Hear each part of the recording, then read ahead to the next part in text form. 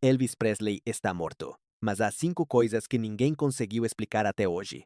Porque o que aconteceu em Graceland em 16 de agosto de 1977 tem buracos demais. O nome escrito errado na lápide, o caixão lacrado, o enterro acelerado sem explicação, as aparições que continuaram por anos, e um homem que tinha todos os motivos do mundo para sumir e que pouco antes de morrer tinha dito que não aguentava mais.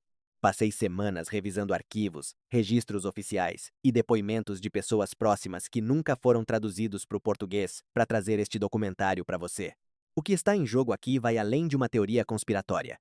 Se Elvis fingiu a própria morte, foi o maior engano da história do entretenimento. E se não fingiu, Elvis morreu sozinho e destruído aos 42 anos pelas mesmas forças que o tinham criado. Nos dois casos, a história que o mundo conhece está incompleta. Todo mundo acha que conhece a história de Elvis Presley, o rei do rock, a voz que mudou a música para sempre, o homem que morreu num banheiro de Graceland. Mas existe uma versão de Elvis que ninguém contou direito. Uma versão que tinha motivos, tinha plano e tinha ajuda. E essa é a história que você vai conhecer hoje. Existe uma imagem de Elvis Presley que pouquíssima gente viu. Não o Elvis dos filmes, não o Elvis do terno branco com lantejoulas em Las Vegas, mas o Elvis de junho de 1977. No palco de Indianápolis. Um homem que mal se move, que segura o microfone como se precisasse se apoiar nele para não cair, com o olhar de alguém que passa anos sem dormir de verdade. 2 meses depois, Elvis apareceria morto no banheiro de Graceland. Mas para entender o que aconteceu naquele 16 de agosto de 1977, primeiro é preciso entender em que a vida de Elvis Presley tinha se transformado nos anos anteriores. E a resposta é simples e brutal ao mesmo tempo. A vida de Elvis tinha se transformado numa prisão. O coronel Tom Parker chegou à vida de Elvis em 1955, e a partir daí, nunca mais foi embora. Parker não era coronel, não era americano. Era um holandês, chamado Andreas Cornelis van Quyck, que tinha entrado ilegalmente nos Estados Unidos e que nunca conseguiu obter passaporte, porque fazer isso teria revelado quem ele era de verdade. E essa situação pessoal teve uma consequência direta na vida de Elvis, porque Parker não podia sair dos Estados Unidos, e, portanto, Elvis também não podia sair dos Estados Unidos. Por décadas, Parker ficou com até 50% de toda a renda de Elvis, não os 15% ou 20% que os managers normais cobravam, 50%. E o que esse contrato não dizia em números, mas dizia na prática, era isso. Elvis não decidia nada. Não decidia quais músicas gravar. Não decidia em quais filmes atuar. Não decidia quando descansar. Parker decidia. E Parker precisava de dinheiro constantemente. Então Elvis se apresentava. Entre 1969 e 1977, Elvis deu aproximadamente 1.100 shows, mais de 100 por ano durante quase uma década sem parar. 636 deles foram em Las Vegas. A mesma cidade, o mesmo hotel, o mesmo palco, noite após noite, durante semanas seguidas. Só em 1977, o ano da morte de Elvis, foram 55 shows. Em abril daquele mesmo ano, Elvis teve que cancelar vários shows por uma overdose. A turnê continuou. As pessoas que cercavam Elvis, a chamada Memphis Mafia, descreviam um Elvis que não dormia, que passava as noites trancado em Graceland, sem sair, que se despedia das pessoas de forma abrupta, como se cada despedida pudesse ser a última. Num discurso em Las Vegas em 1974, Elvis negou publicamente os vícios na frente do público, mas o que disse em seguida, quase ninguém lembra. Elvis admitiu que estava esgotado. Não cansado. Esgotado. Existe uma diferença enorme entre as duas coisas. Em 1970, Elvis Presley apareceu sem avisar na Casa Branca. Escreveu uma carta à mão para Richard Nixon, pedindo uma reunião. E nessa reunião, pediu algo que nenhum artista do seu nível tinha pedido nunca. Elvis queria ser agente federal antidrogas. Nixon aceitou. Elvis obteve credenciais do Bureau of Narcotics and Dangerous Drugs, uma placa oficial, autorização para portar armas em todos os estados. Por que um homem no pico da fama, o artista mais reconhecido do planeta, precisava de uma placa de agente federal? A resposta oficial é que era uma obsessão excêntrica, um capricho de uma estrela com dinheiro demais e tempo livre demais. Mas existe outra resposta. Uma que encaixa melhor com tudo o que veio depois. Um homem que quer desaparecer precisa de documentação, precisa de contatos nas agências federais, precisa saber como o sistema funciona por dentro. E tem algo mais. O FBI tinha um dossiê sobre Elvis Presley, de 683 páginas. 683 páginas. Sobre um cantor de rock. Um homem com um dossiê de 683 páginas no FBI, credenciais de agente federal, um alias documentado e um manager que roubava metade de tudo o que Elvis ganhava. Um homem que nos últimos meses mal conseguia se manter em pé num palco. Um homem que tinha todos os motivos do mundo para desaparecer. E se Elvis fez exatamente isso? 16 de agosto de 1977, Graceland, Memphis, Tennessee. À 00:30, Elvis Presley volta para casa depois de uma noite no hipódromo com Ginger Alden, a namorada. Às 2 da manhã, Elvis desce para a quadra de raquetebol com o primo Billy Smith e alguns amigos. Jogam por horas. Às 7 da manhã, Elvis sobe para a suíte. Esse é o último momento em que alguém o vê completamente bem. Às 2h20 da tarde, Ginger Alden entra no banheiro da suíte para acordá-lo e encontra Elvis inconsciente no chão. Às 2h33, alguém liga para o SAMU. Às 2h56, Elvis chega ao Baptist Memorial Hospital. Às 3h30 da tarde, o Dr. George Nichopoulos declara a morte de Elvis. Essa é a cronologia oficial, limpa, ordenada, aparentemente sem falhas.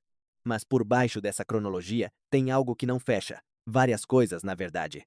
A causa oficial da morte de Elvis foi hipertensão cardiovascular com doença coronária. O atestado foi assinado pelo Dr. Jerry T. Francisco, chefe do IML do condado de Shelby, em 19 de agosto, 3 dias depois da morte. E nesse atestado não aparecia nenhuma droga. Nenhuma.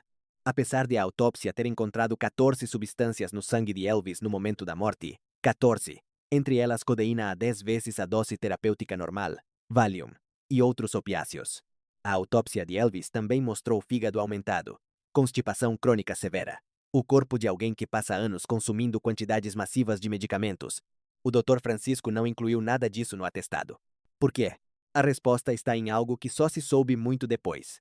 Francisco tinha combinado com Vernon Presley, o pai de Elvis, selar os resultados completos da autópsia por 50 anos, até 2027. A pedido expresso da família, para proteger a privacidade. Os resultados completos da autópsia de Elvis Presley estão selados até 2027. Pensa nisso.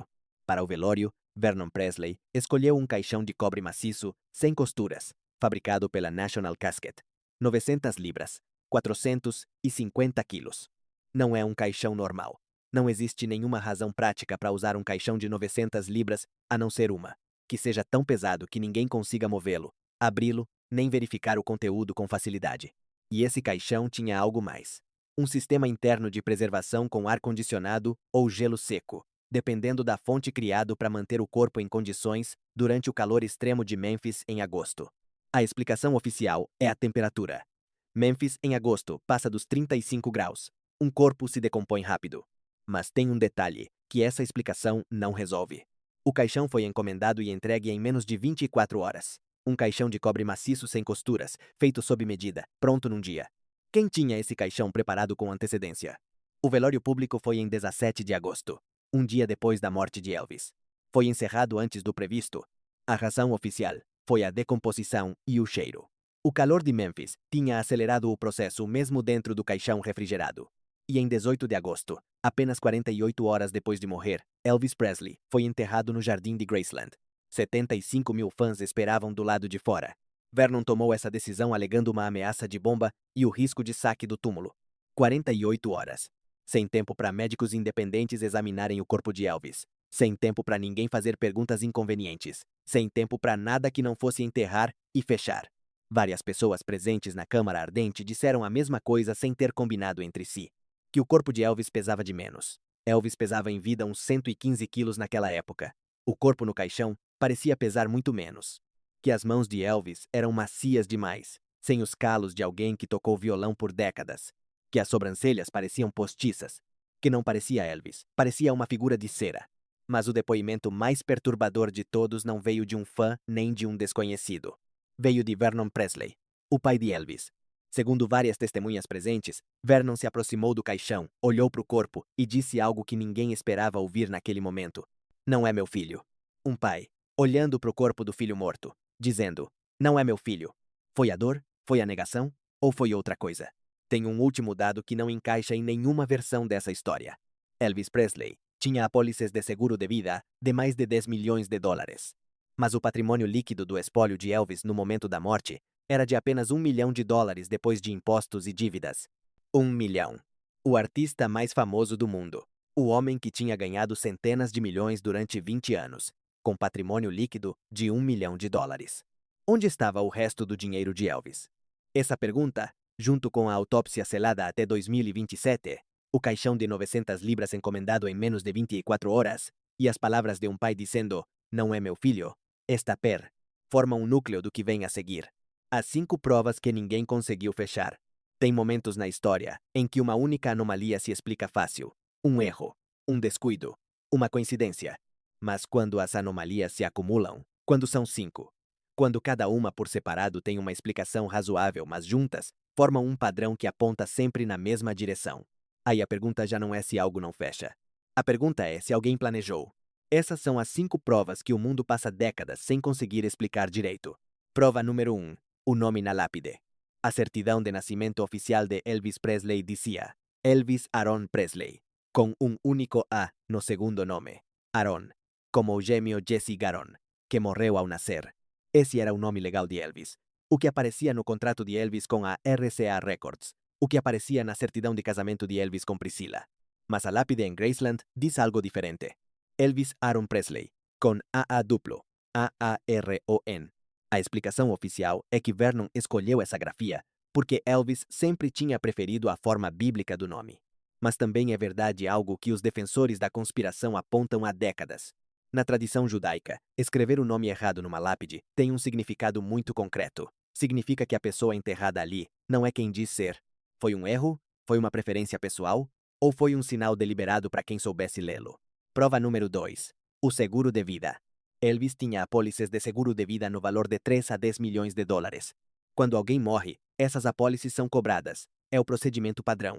As seguradoras exigem documentação, verificam a morte e pagam. Mas as seguradoras de Elvis não exigiram uma autópsia independente para verificar a morte. Num caso normal, quando um homem de 42 anos morre de forma repentina com esse nível de patrimônio, as seguradoras investigam. É o negócio delas, é o dinheiro delas. Não fizeram. Onde estava o dinheiro de Elvis? E quem já o tinha antes de Elvis morrer oficialmente? Prova número 3. O avistamento em Kalamazoo. Em 1987, 10 anos depois da morte oficial de Elvis, uma mulher chamada Louise Welling entrou num Burger King em Kalamazoo, Michigan, e se encontrou cara a cara com um homem que era, em todos os sentidos que conseguia perceber, Elvis Presley. Não um imitador, não alguém parecido com Elvis. Elvis. A filha, que estava com ela, confirmou. Dias depois, num supermercado Hy-Vee da mesma cidade, Louise viu Elvis de novo. Mas o mais perturbador dessa história não é o avistamento em si. É o que uma amiga de Welling chamada Galen Kelly descobriu quando começou a investigar. Kelly achou uma foto do funeral de Elvis tirada em 1977. E nessa foto, no meio da multidão, havia um homem extraordinariamente parecido com Elvis disfarçado. E tem algo mais que ninguém menciona quando conta essa história. Elvis Presley tinha se apresentado no Wing Stadium de Kalamazoo em abril de 1977, 4 meses antes da morte. Elvis tinha uma relação documentada com a cidade. Por que Kalamazoo? Por que aquele homem naquela cidade específica? Prova número 4. O passaporte. Elvis Presley usava o alias John Burroughs quando se registrava em hotéis para não ser reconhecido. Era um nome conhecido dentro do círculo íntimo de Elvis, uma identidade paralela que Elvis usava há anos. O que ninguém esperava encontrar depois da morte de Elvis era o seguinte. Em 16 de agosto de 1977, o mesmo dia em que Elvis morreu oficialmente em Graceland, alguém comprou uma passagem de avião em Memphis com destino a Buenos Aires, no nome de John Burroughs. O mesmo dia, a mesma cidade, o alias que só as pessoas mais próximas de Elvis conheciam. Nos anos seguintes, apareceram avistamentos na Argentina de um homem que se chamava Aaron Levis, um nome que combina o nome bíblico que Elvis preferia com um sobrenome que soa estranhamente familiar. Coincidência? Ou uma rota de fuga traçada com antecedência, possivelmente com a ajuda de contatos federais que Elvis tinha cultivado por anos? Prova número 5. Os sinais que vieram depois. Em junho de 1977, 2 meses antes da morte, Elvis fez várias ligações para o entorno do presidente Carter. Ligações num estado que as pessoas próximas de Elvis descreviam como alterado, pedindo favores, buscando conexões. Depois da morte de Elvis, os investigadores que estudaram o caso por décadas apontam uma série de sinais que aparecem de forma recorrente em documentos do FBI. A Operation Fountain Pen, uma operação federal, em que alguém usando as credenciais e os contatos de Elvis colaborou como testemunha em casos de fraude organizada. Elvis foi uma testemunha federal protegida? Foi essa a razão da obsessão de Elvis pelas credenciais do Bureau of Narcotics? Foi essa a razão do dossiê de 683 páginas que o FBI tinha sobre Elvis? Não existe confirmação oficial, mas existe uma fotografia que até hoje não tem explicação satisfatória. Em 31 de dezembro de 1977, 4 meses depois da morte oficial de Elvis, alguém tirou uma foto em Graceland. Uma foto verificada pela Kodak. Nessa foto, perto do pool house da propriedade, existe uma silhueta. Uma silhueta que quem a analisou por décadas descreve da mesma forma, como a de Elvis Presley. 5 provas. O nome escrito errado, o seguro que não foi investigado, o avistamento em Kalamazoo, a passagem no nome de John Burroughs e a fotografia da véspera de Ano Novo. Cada uma por separado tem uma explicação. Juntas formam algo que passa décadas sem resposta. Mas tem algo que ainda não contamos. O que aconteceu depois. Os avistamentos que foram documentados. As pessoas que disseram ter visto Elvis. E o que um livro publicado em 1988 mudou para sempre a forma como o mundo olhava para essa história. Quando alguém morre, o mundo chora por um tempo e segue em frente. Mas quando alguém morre e o mundo continua vendo essa pessoa por décadas, em cidades diferentes, em países diferentes, em circunstâncias que ninguém consegue explicar direito, a pergunta muda. Já não é por que ainda pensamos nele? É por que ainda o estamos vendo. Em 1988, 11 anos depois da morte oficial de Elvis Presley, uma escritora chamada Gail Brewer Giorgio publicou um livro que ia mudar para sempre a forma como o mundo olhava para essa história. Se chamava Is Elvis Alive? Elvis está vivo? E o que continha não era ficção científica, nem especulação barata. Era documentação. Brewer Giorgio apareceu no programa de Oprah Winfrey, no de Larry King, em dezenas de programas de televisão no mundo inteiro. E cada vez que aparecia levava consigo as mesmas perguntas que ninguém do establishment midiático sabia responder. As discrepâncias na autópsia de Elvis, a foto perto do pool house de Graceland, os avistamentos que continuavam chegando de todo o país, e uma gravação de áudio. Uma música chamada Spelling on the Stone, uma voz que, segundo as análises da época, coincidia com as características vocais de Elvis Presley, gravada e publicada em 1988, 11 anos depois da morte de Elvis. Era Elvis? Era um imitador excepcionalmente bom? Era uma montagem? Não houve resposta oficial. Mas Brewer Giorgio tinha algo mais que áudios e fotos. Tinha uma teoria que descreveu como um encobrimento no nível do Watergate, uma operação coordenada entre a família de Elvis, o FBI e pessoas dentro da indústria do entretenimento para permitir que Elvis desaparecesse sem que ninguém pudesse provar. Mas se tem um avistamento que virou o símbolo de toda essa história, é o que aconteceu em Kalamazoo, Michigan, em 1988. Um fotógrafo, chamado Paul L. Kramer, tirou uma foto no estacionamento de um supermercado Hy-Vee. Nessa foto há um homem. Um homem que Louise Welling, que tinha visto o mesmo indivíduo semanas antes num Burger King da mesma cidade, identificou como Elvis Presley. Com seguranças, com o porte, os gestos e a presença física de Elvis. A filha confirmou. Galen Kelly, uma amiga que tinha visto a foto, disse que o homem da imagem era idêntico a Elvis, não uma semelhança razoável. Idêntico. A história chegou à televisão nacional americana e gerou algo que ninguém esperava. Mais avistamentos, mais depoimentos, mais pessoas dizendo ter visto alguém que não podia ser quem era, mas que era. Por que Kalamazoo? Porque Elvis tinha se apresentado lá em abril de 1977, 4 meses antes da morte. Elvis conhecia a cidade, tinha conexões lá. Se alguém quisesse se esconder num lugar familiar mas longe do circuito habitual, Kalamazoo não seria uma má escolha. Em 1990, estreou o filme Esqueceram de Mim, uma comédia familiar que virou um dos maiores sucessos de bilheteria da época e que continha, ao fundo de uma cena no aeroporto, um homem. Um homem com barba, com o físico e os traços de Elvis Presley. O homem aparece de novo em Esqueceram de Mim 2 e tem um figurante no Home Improvement em 1991 que vários analistas apontaram como alguém que poderia ser Elvis. São coincidências? São imitadores que por acaso apareceram em produções de Hollywood? Ou são participações deliberadas de alguém que queria deixar pistas sem fazer uma declaração pública? A indústria do entretenimento nunca respondeu essa pergunta. O Dr. Nichopoulos, médico pessoal de Elvis, insinuou em várias ocasiões que Elvis tinha manifestado repetidamente o desejo de desaparecer, de deixar tudo para trás, de começar do zero, em algum lugar onde ninguém o conhecesse. Priscilla Presley, ex-mulher de Elvis, Esquivou sistematicamente das perguntas diretas sobre se Elvis poderia continuar vivo. Não as negou com a firmeza que se esperaria de alguém completamente certo da resposta. As esquivou. A Memphis Mafia estava dividida. Joe Esposito negou qualquer conspiração. Mas outros membros do grupo, quando eram perguntados sobre detalhes concretos, o peso do corpo de Elvis, as mãos sem calos, a velocidade do enterro, hesitavam, mudavam de assunto. Diziam que tinha coisas que não podiam contar. E Vernon Presley, que no velório tinha dito, "não é meu filho", morreu em 1979 sem nunca explicar o que tinha querido dizer com essas palavras. 3 palavras, ditas por um pai, na frente do corpo do filho. "Não é meu filho", que ficaram sem explicação, que ficaram sem resposta, que ficaram enterradas, igual a tudo o mais, no jardim de Graceland. Mas tem uma pergunta que ainda não respondemos, a mais importante de todas. Se Elvis fingiu a própria morte, por que faria isso? O que ganhava? E quem o ajudou? Existe uma fotografia de Elvis Presley, ao lado do coronel Tom Parker, que resume melhor do que qualquer outra imagem a relação entre os dois homens. Estão um ao lado do outro, mas não estão juntos. Parker sorri. Elvis, não. E nessa imagem, se você olha sabendo o que sabe agora, dá para ver exatamente o que Elvis Presley era nos últimos anos. Não uma estrela, um produto, um ativo que gerava dinheiro e que precisava continuar gerando dinheiro. Até que Elvis deixou de conseguir fazer isso.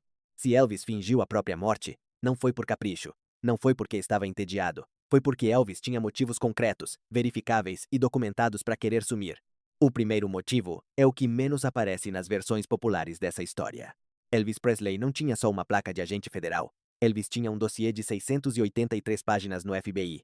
E tinha, segundo os investigadores que estudaram o caso por décadas, uma conexão com uma operação federal chamada Operation Fountain Pen, uma operação direcionada contra uma rede criminosa conhecida como The Fraternity, uma organização envolvida com narcotráfico e crime organizado. A teoria mais sólida que existe sobre o desaparecimento de Elvis não diz que Elvis fingiu a morte por esgotamento nem para fugir de Parker.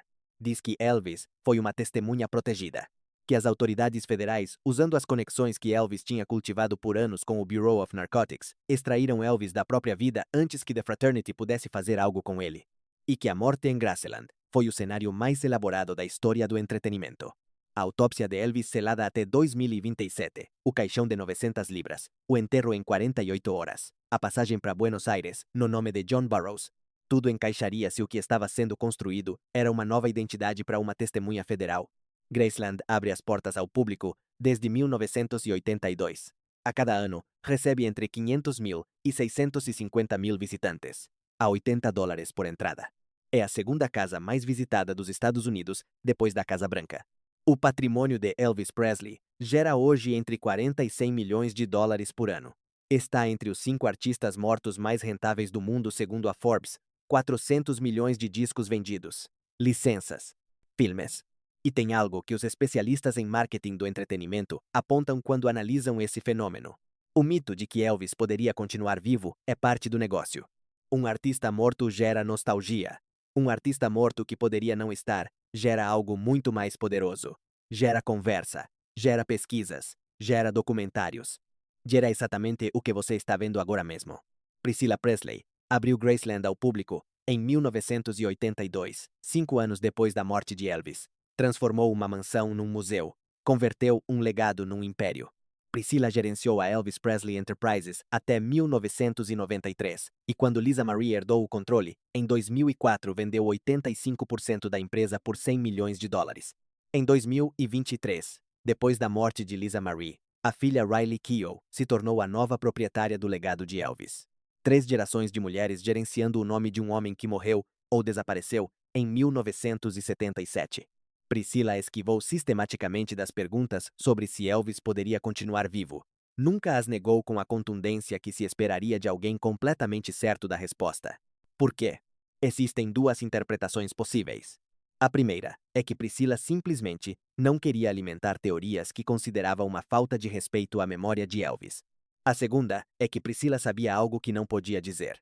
O que aconteceu de verdade? A verdade é que não sabemos. E é possível que não saibamos até 2027, quando a autópsia selada de Elvis finalmente for aberta. Ou talvez, nem então. Mas o que sabemos é isso.